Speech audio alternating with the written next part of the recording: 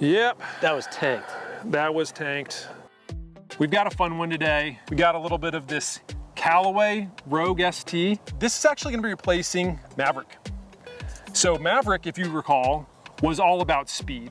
Now a lot of Callaway drivers are, but this one had a very aerodynamic shape. It was packed with ball speed. This is when they were really starting to get into that, you know, the flash face, AI design, and now this one is just on a completely different level. But I wanna know, if for somebody that's playing the Mavrik, would they be better off playing a Rogue ST?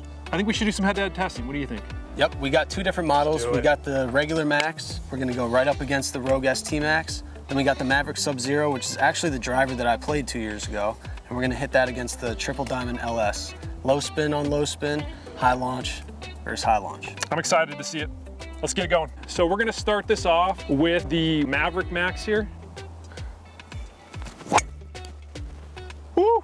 That's through the roof. That is 16 degrees launch, 269 carry, 3100 in the spin department. The demographic of player for that's gonna be somebody that needs a little higher launch, needs a little more spin, and potentially struggles with that right miss. There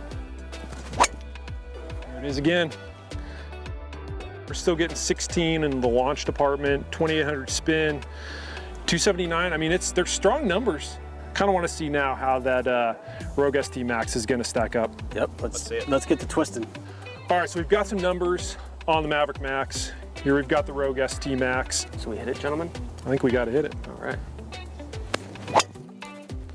I mean, right off the bat, launch has already gone down by about 2 degrees. Spin here, 2800. We've gained some carry here, which is never a bad thing, probably 4 to 5 yards of additional carry. So now we're starting to kind of see what this driver does. A little bit more penetrating flight, as we talked about too. We're gonna see that spin reduction because even with this Max product, they've mentioned across the board, they're seeing a slight reduction in spin across all the products, about 150 to 200 RPMs. Chris, you brought up a great point about the design. The replacement to Mavrik, like we have in this Rogue, is going to be a completely different shape when it comes to the skirt or the rear of the driver. And that tungsten speed cartridge is definitely helping boost MOI and then also change CG placement a little bit. So we are going to see a little more stability out of this driver as well. I know you're not a Max guy. You're going to be more on the low spin side. So I'm excited to try this next one.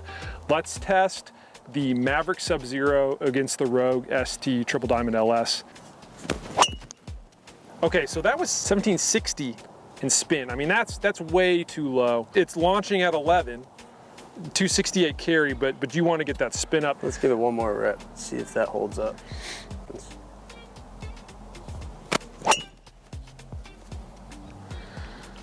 That was kind of hammered right there. Let's say we're at 298 carry, which is hammered. 1900 spin. I mean, still sub 2 grand. Yeah, not ideal. Launching at 14 now. That's more. I mean, that's kind of more what he's going to be looking for, right, Chris? Those are at least playable. And as we just saw, the sample of 3 that we got, spin was all over the place. So definitely doesn't have the forgiveness that we saw out of the Max set.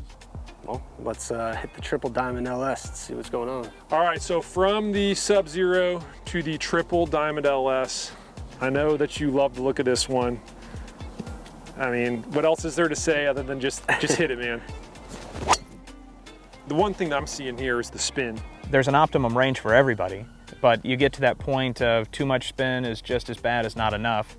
And when you talk about stability in ball flight, we've talked about it before, you have to have spin to keep the ball in the air and keep the ball in play. It helps to stabilize ball flight. Yep. That was tanked. That was tanked. You're still getting 293 carry. You went up 200 RPMs in spin. Yep. Ball speed stays pretty much similar. 166, I think the last one was 167. I mean, these are numbers that, I mean, you're gonna take all day. I think he may have found his driver for the season. That's the one thing I think that's most impressive about this driver is that the numbers are very consistent. You didn't hit it. Maybe that wasn't your best shot right there. Towed a little bit. Yeah. But ball speed stayed up 167 and spins in that manageable range. Spins like still like 22. You know, this is exactly what you'd be looking for. The consistency of spin is what's really impressive.